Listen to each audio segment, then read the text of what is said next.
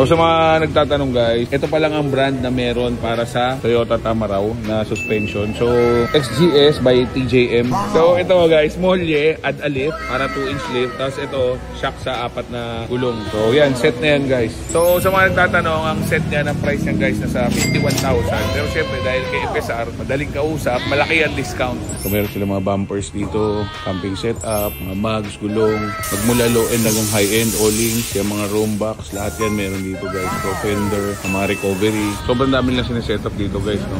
Merong Hilux, Safety Cruiser, Rubicon na Jeep. So lahat yan sinesetup pa nila. So, sigurado marami magko-comment dyan bakit nagpalit na agad ng suspension, 1 day old, mawawala yung warranty, etc. So normally pag mga suspension na naman ang pinalitan, mawawala yung warranty. Doon lang di sa suspension, hindi naman sa engine. Pero correct me guys if I'm wrong ha. Isa pa guys, napakatibay ng Toyota. For example na lang yung ginagamit kong 2017 Super Grandia na LXV, ang odo niya is almost 200,000 km na pero wala pa rin siya nasisira. So hindi pa natin masyado makikita yung difference unless makapagkabit na tayo ng gulong tsaka mags bukas. So bukas magpapalit tayo ng mas malaking gulong na BF Goodrich. So malamang lalaki uli yung gulong natin mga almost 2 inches. So tataas siya ng almost 4 inches all in all. So,